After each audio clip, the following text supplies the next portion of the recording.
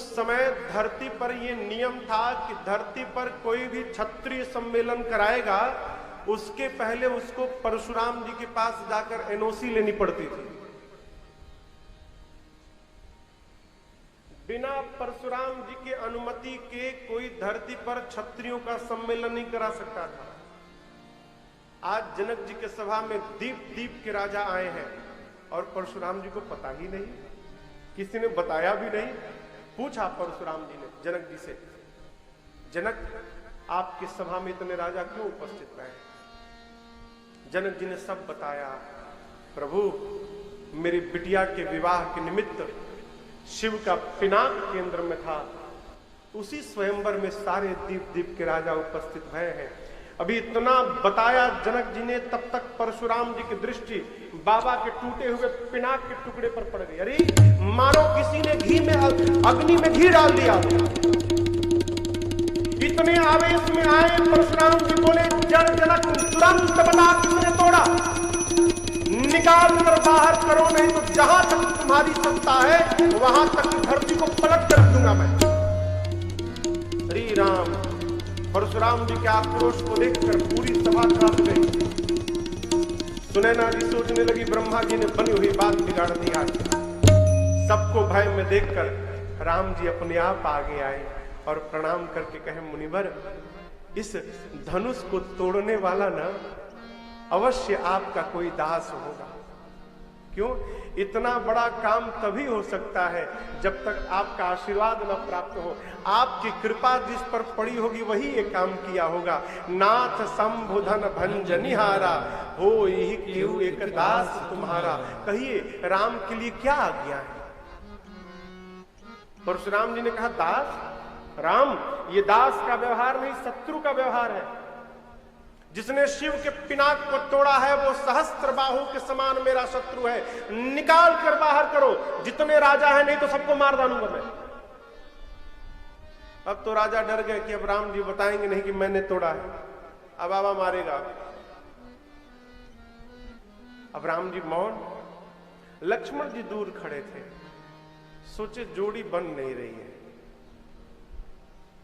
भैया मेरे नरम दल के हैं, बाबा जी गरम दल के हैं, जोड़ी नहीं बन रही है। लक्ष्मण जी अपने आप आगे आगे और आगे आके परशुराम जी से कहते, मुनिवर, बचपन में हमने बहुत धनुही तोड़ी थी, आज तक किसी भी धनुही के टूटने पर आप नहीं आए। इसी धनुष पर आज इतना प्रेम क्यों उमड़ गया कि फरसा लेके चले आया? यही धनु पर ममता के ही हेतु। अरे शिव जी के पिनाक की तुलना लक्ष्मण जी ने धनुही से की। बाबा परशुराम ने कहा, रे इंद्रपालक काल बस, हे राजपुत्र तू काल के बस में आ गया है, संभाल कर नहीं बोलता। शिव के पिनाक की तुलना तू धनुही से करता है? लक्ष्मण जी बोले, बाबा जी धनुही हो चाहे धनुहा हो, दोनों का काम बाण चलाना।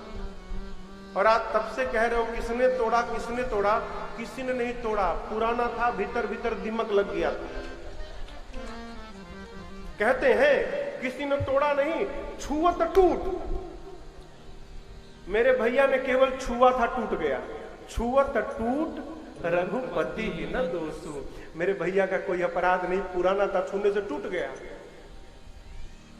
परशुराम जी बोले, बालक जान के नहीं मार रहा हूं तुझे, बालक समझकर। फरसा देख, फरसा। 21 बार धरती को छत्र विहीन किया हूं, 21 बार। लक्ष्मण जी बोले, जीवन में पहली बार कोई वीर मिला जो अपनी प्रशंसा अपने मुख से किए जा रहा है। लेकिन आप बात बात में फरसा दिखाते हैं। हम मुनिवर कौन कुम्हड़े की बतिया नहीं है, फूल जो हाथ देख के डर जाएंगे। अरे टूट गया, टूट गया, सामने पड़ा है, किसी को बुला के जुड़वा लीजिए। राम जी पानी मारते हैं आग में, लक्ष्मण जी घी छोड़ देते हैं। राम जी को अंत में बोलना पड़ा, मुनिवर हमको तो लगता है कहीं कहीं सीधा होना भी एक प्रकार का दोष हो जाता है। देखिए सीधापन आवश्यक है, लेकिन इतना भी सीधापन नहीं होना चाहिए कि लोग पीठ को ही सीढ़ी बना ले। सीधापन आवश्यक है। राम जी कहते हैं, गुनाह लखन कर हम पर रोसू। राम जी कहते कि अपराध लक्ष्मण कर रहा है, इससे तो बोल नहीं पा रहे हैं आप, तो मेरे पर क्रोध कर रहे हैं। कहता हूं सुधा युह ते बड़ दोषु, कहीं कहीं सीधा होना भी दोष हो जाता है। हमारे पूज्य महाराज एक दिन हमको कथा सुना रहे थे। एक सड़क से एक महात्मा गुजर रहे थे, तो एक अचानक देखा कि बच्चे डर के मारे भाग रहे हैं। मुनि ने पूछा बच्चों से, कहां भाग रहे हो? बच्चों ने कहा सांप है, दौड़ा रहा है। मुनि गए महात्मा सांप के पास, जाकर सांप से कहे, हम एक बात कहेंगे, मानोगे? मानूंगा। आप संत हैं, आपकी बात अवश्य मानूंगा। आज के बाद किसी को काटना मत। बोला ठीक है, वचन देता हूं, किसी को नहीं काटूंगा। 5-6 महीने बाद वो महात्मा उसी रास्ते से फिर गुजरे, तो सोचे अरे यहां पर एक सांप मिला था जिसको मैंने कहा था किसी को काटना मत, चलो एक बार उससे मिल लूं, कैसा है वो।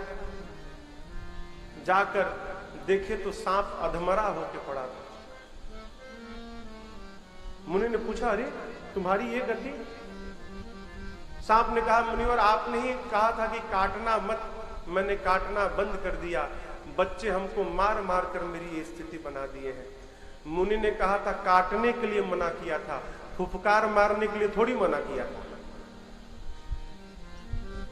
ये शिक्षण की बात है। जीवन में अत्यधिक सीधापन भी ठीक नहीं है, लोग उसका दुरुपयोग करने लगते हैं। राम जी ने कहा मुनिवर हम तो सब प्रकार से आपसे छोटे हैं, हमारा नाम आपके नाम से छोटा है, मेरा नाम राम है, आपके नाम में राम के साथ साथ परशु भी लगा है, आपका नाम मेरे से बड़ा है। मेरे पास केवल एक गुण है, आप ब्राह्मण हैं, आपके यज्ञोपवीत में 9 धागे हैं, आप में 9 के 9 गुण विद्यमान है। लेकिन आप बार बार कहते किसने तोड़ा किसने तोड़ा। एक बात कहें, पुराना था, छूने से टूट गया। और आप युद्ध की बात करते हैं मुनिवर, तो मैं अपना स्वभाव बताता हूं, कुल की प्रशंसा नहीं करता हूं। कहूं स्वभाव न कुल ही प्रशंसी, कालहु डरहि न रन रघुवंशी। रघुवंशी युद्ध में काल भी आ जाए, काल को भी अपना पीठ नहीं दिखाता, युद्ध करता।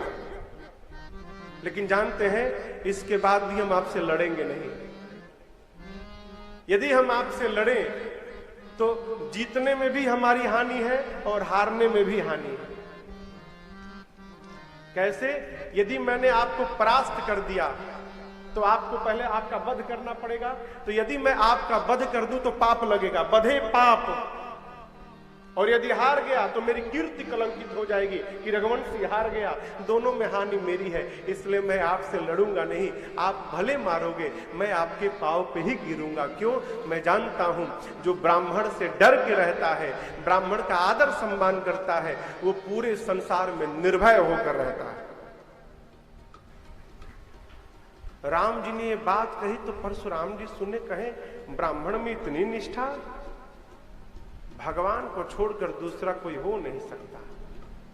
परशुराम जी के पास जो धनुष था ना, वो भगवान श्री हरि का धनुष था, उसका नाम था अजगव। देखिए जिसकी गाड़ी होती है उसी से चलती है,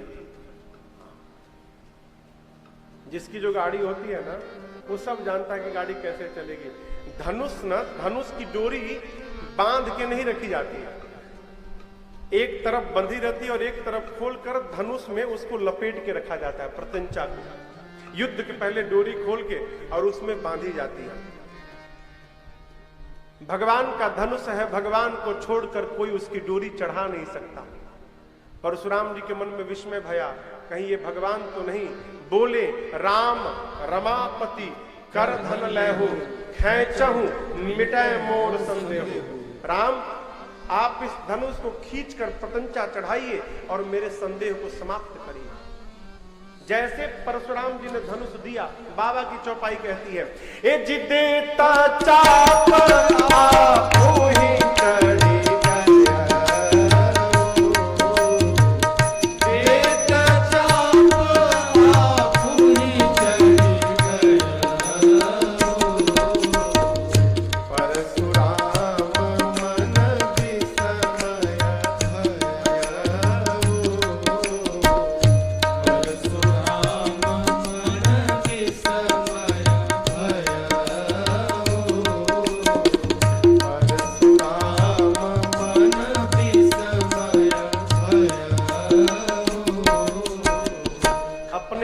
उसकी डोरी चढ़ गई। भगवान ने धनुष पकड़ा, प्रत्यंचा अपने आप चढ़ गई, चढ़ाना नहीं पड़ा। परशुराम जी के मन में विस्मय भया। 9 बार राम जी का जय जयकार करके और परशुराम जी वन में तप करने चले गए।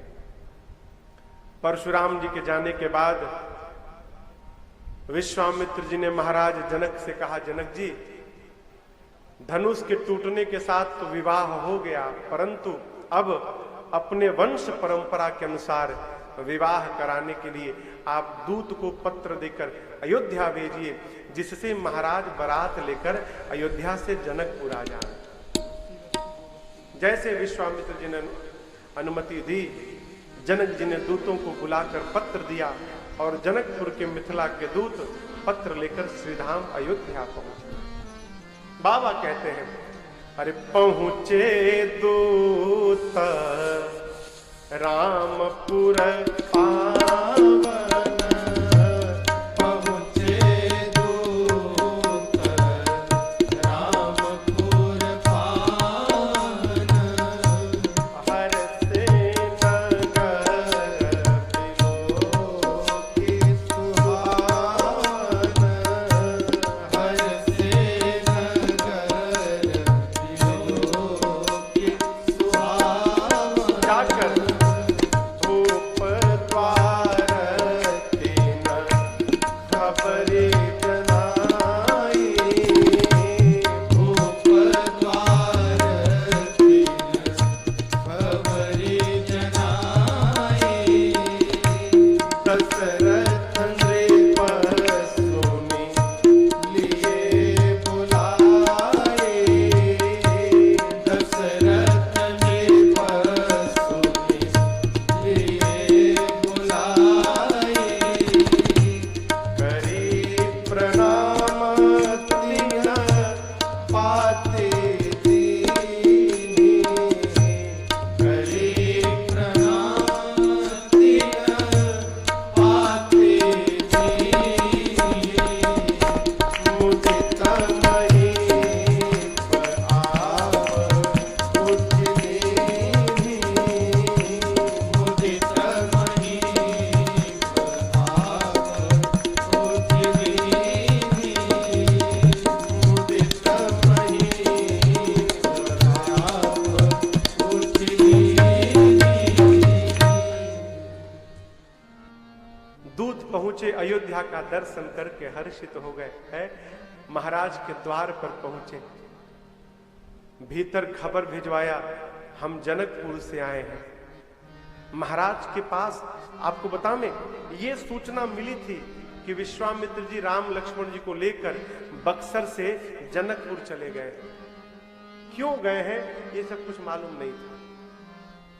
जनकपुर से दूत आए हैं, महाराज इतने व्याकुल हो गए ना हो है, ऐसा लगा मारो मेरे बच्चे आ गए, तुरंत बुलवाया वो। आपको बताऊं, चक्रवर्ती जी जब पिछले जन्म में मनु थे, तो मनु जी ने राम जी से कहा कि आप मेरे घर पुत्र बनकर आइए। भगवान कहे आऊंगा। फिर मनु जी ने कहा था, प्रभु एक और वरदान चाहिए, मैं चाहता हूं आप मेरे घर पुत्र बनकर आए ना, तो मैं कैसे रहूं है?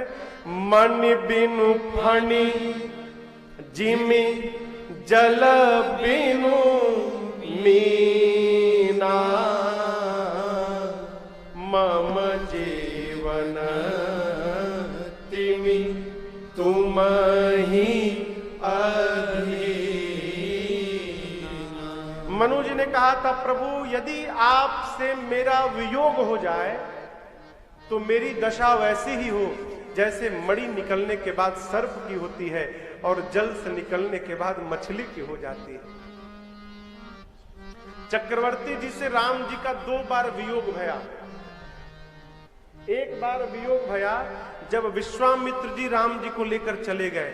उस बार क्या स्थिति रही, जिस प्रकार सर्प से मणि निकल जाए तो मणि के बिना जैसे सर्प व्याकुल रहता है, जब तक महाराज बारात के साथ जनकपुर जाके राम से मिल नहीं लिए तब तक चक्रवर्ती जी भी व्याकुल रहे।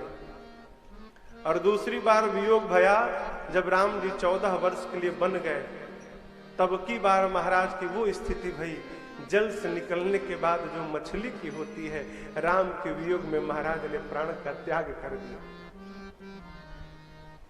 जनकपुर से दूत आए हैं, महाराज ने तुरंत बुलवाया है, दूतों ने पत्र दिया। आपको बतावें, राजा का काम नहीं है कि सिंहासन से उठ के पत्र ले, उसके लिए मंत्री होते हैं, सचिव होते हैं। लेकिन आज चक्रवर्ती जी ने किसी को कहा नहीं, स्वयं खड़े होकर मुदित महीप आप उठी, स्वयं चक्रवर्ती जी उठकर दूतों के हाथ से पत्र ले लिए। क्यों? प्रियतम की हर वस्तु प्रियतम जैसी होती है, हो है? राम जी लिए। आपको बतावे एक एकदम व्यवहारिक बात, जब कोई बहुत हृदय के निकट रहने वाले का पत्र आ जाए, अब तो पत्र का समय चला गया, जो पुराने लोग हैं वो स्मरण कर सकते हैं, जब बहुत प्रियतम का कोई पत्र आ जाता था तो लोग एक ही पत्र को बार बार छिप छिप के पढ़ते थे, बार बार, जितनी बार पढ़ते थे उतनी बार आनंद आता था। चक्रवर्ती जी ने पत्र लिया, अब आप दर्शन करिए, हाथ में पत्र खोला है और इधर बारी बिलोचन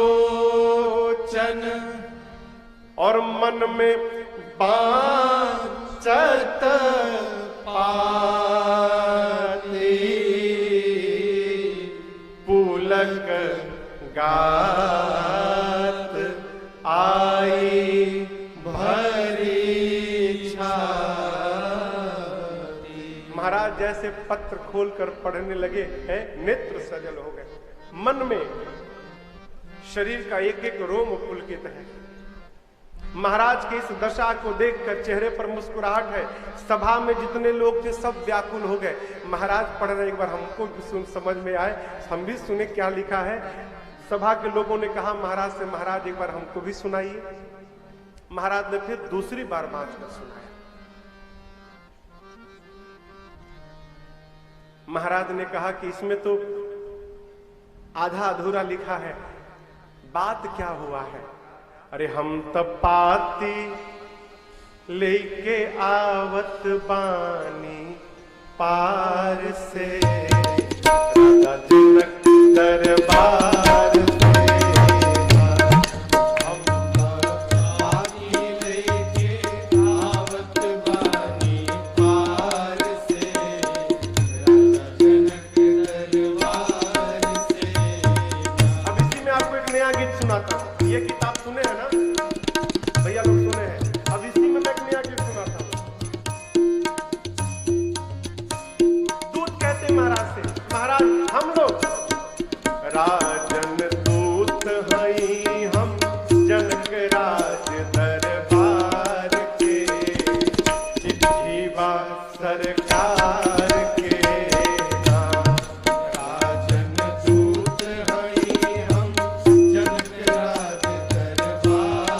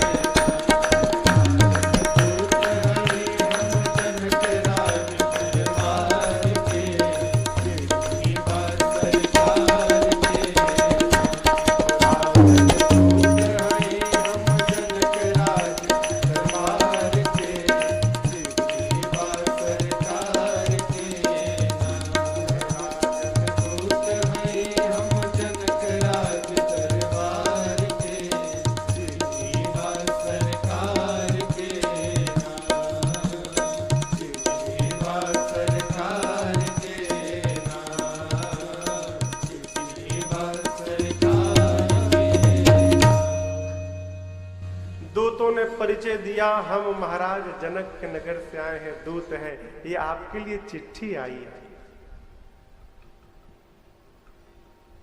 ऐसा हो सकता है क्या हो कि राजा एक दूत को अपने बगल में बिठा ले, लेकिन जानते हैं महाराज ने आज जनकपुर के दूतों को अपने एकदम निकट बिठा लिया। लिखा है तब नृप दूत निकट बैठा रे। आज महाराज को ये नहीं सुनाई पड़ रहा है कि ये जनक जी के दूत हैं, आज ये दिखाई पड़ रहा है कि ये हमारे राम के पास से आए हैं। इतना प्रेम निकट बिठाए हैं। और आपको बतावें, पूछते हैं आए हैं दूतों के सिर पे ऐसे हाथ सहलाकर महाराज कहते हैं भैया कहूं कुशल दो बारे। ए भैया, हमारे दोनों बच्चे ठीक है ना, कुशल है ना? हम जानते हैं आपसे क्यों पूछ रहे हैं, क्योंकि तुम नीके निज नयन निहारे। आप अपने आंख से देखे हो ना मेरे बच्चों को, ठीक है ना दोनों? दूत कहते हैं ठीक। महाराज आपके बच्चे जनकपुर में गए तो जनकपुर का सब कुछ ठीक हो गया। आपके बच्चों का कौन बिगाड़ने वाला है जी? है? आपके बच्चे जहां जाते हैं वहां सब ठीक हो जाता है। अच्छा, तो ये बताओ कि जनक जी कैसे पहचान गए? मेरे बच्चों को जनक जी पहचान गए ना। कहहु विदेह कवन विधि जाने। दूतों ने कहा महाराज आपके बच्चों को पहचानने की आवश्यकता नहीं है। जिस प्रकार सूर्य रात्रि को चीर कर जब निकलता है तो सूर्य अंधकार को समाप्त करके अपना पहचान स्वयं बता देता है, उसी प्रकार उस जनकपुर के सभा में जिस धनुष को कोई नहीं हिला पाया, सभी राजाओं के सामने आपके राम ने उस पिनाक को खंड खंड करके और अपना परिचय अपने आप दे दिया है। आपके बच्चे को पहचानने की आवश्यकता नहीं है महाराज। आज राम के यश रूपी प्रताप के आगे सूर्य भी मलिन हो गए हैं।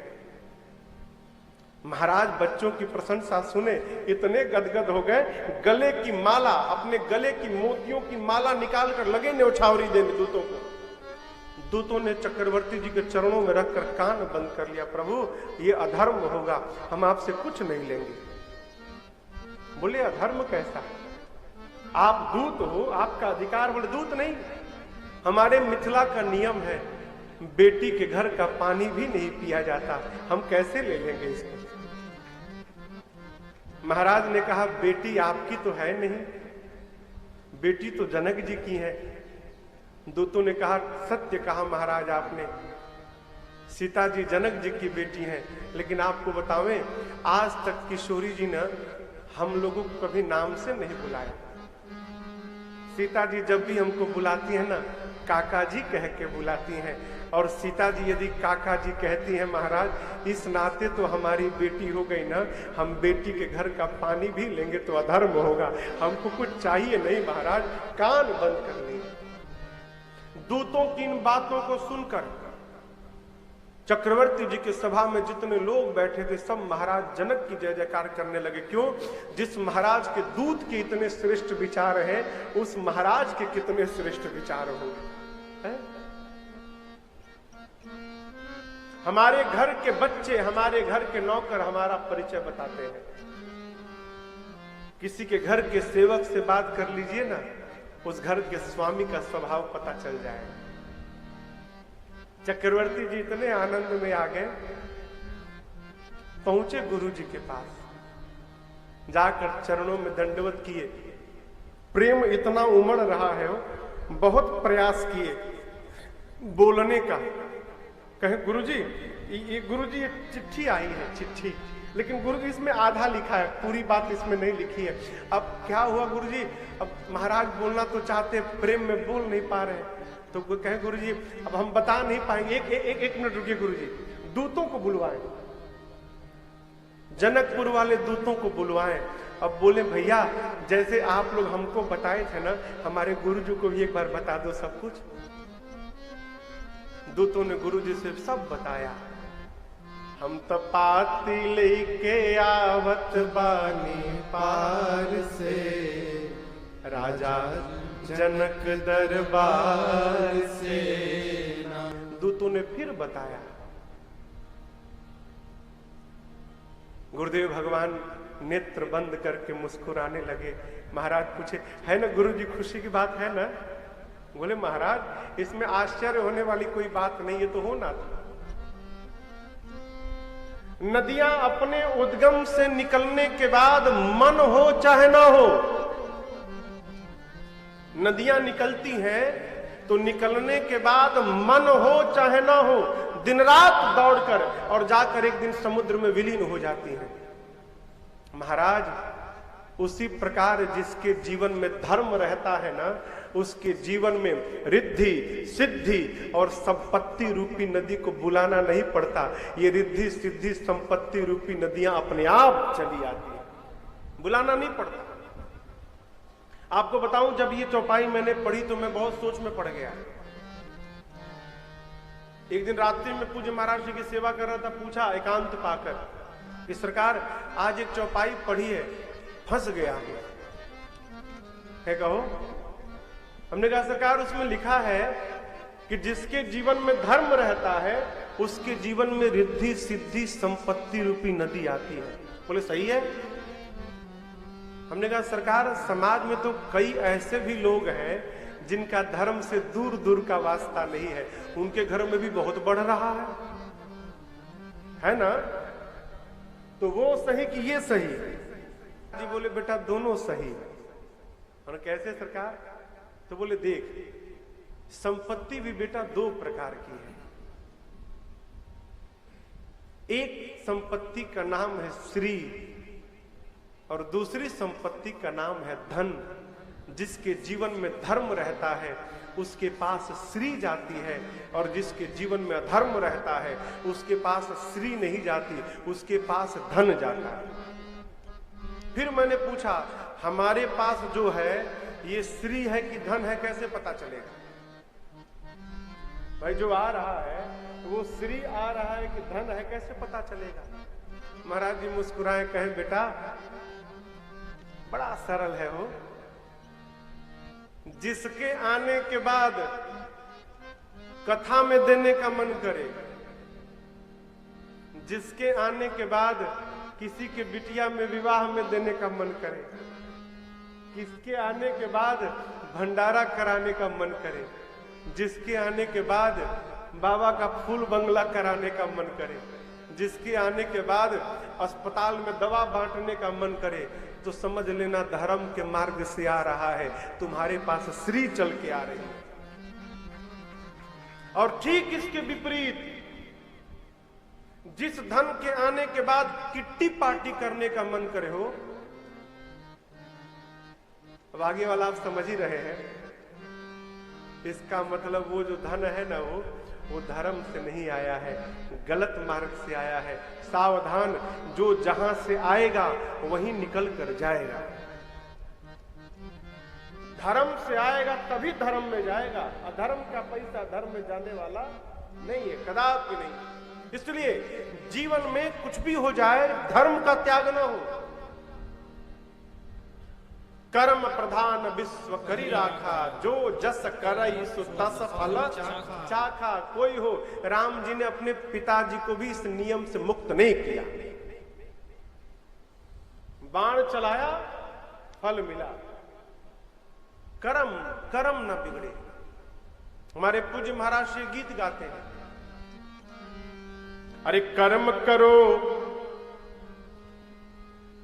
पर ध्यान रहे, क्या पथ छूटे ना। कौन सा पथ? सत्य का पथ। अरे कर्म करो पर ध्यान रहे, पथ छूटे ना। इतनी देवो हवा गुब्बारा फूटे ना। कर्म करो पर ध्यान रहे, पथ छूटे ना।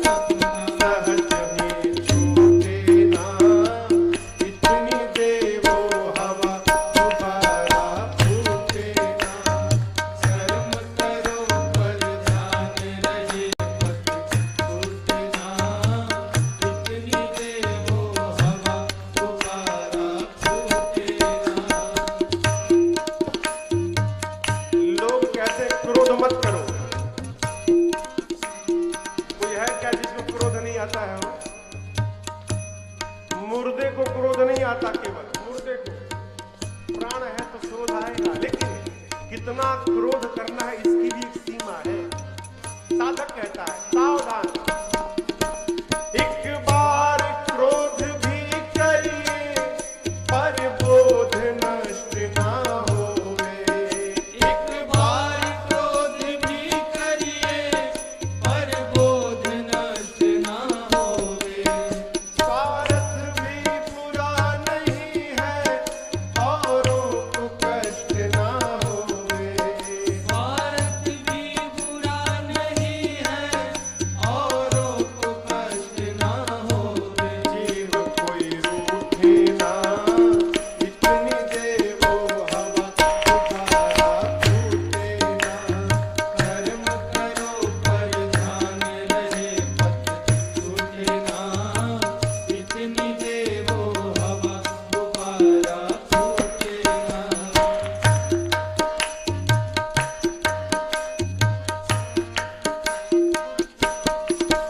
बिन मोहन फेरी जाए इस जगत कर्म की माला। बिन मोहन फेरी जाए इस जगत कर्म की माला। पर मोहन इतना करिए दे जगा द्वेष की ज्वाला। पर मोहन इतना करिए दे जगा देश की ज्वाला। निगाह तक उड़े ना इतनी देवो हवा, तुम्हारा फूटे ना। कर्म करो पर ध्यान रहे पथ छूटे ना। इतनी देवो हवा दोबारा फूटे ना। काम, जब काम बीज सृष्टि का नर हो या अकामी कैसे। जब काम बीज सृष्टि का नर होए अकामी कैसे। जल में जो कमल का जीवन तुम जियो जगत में ऐसे। जल में जो कमल का जीवन निर्लेप होकर तुम जियो जगत में ऐसे। कामनी लूटे ना इतनी देवो हवा, तुम्हारा फूटे ना। कर्म करो पर ध्यान रहे पथ छूटे ना। इतनी देवो हवा दोबारा फूटे ना। दिल्ली के बड़े अच्छे साधक हैं, प्रातः स्मरणीय पूज्य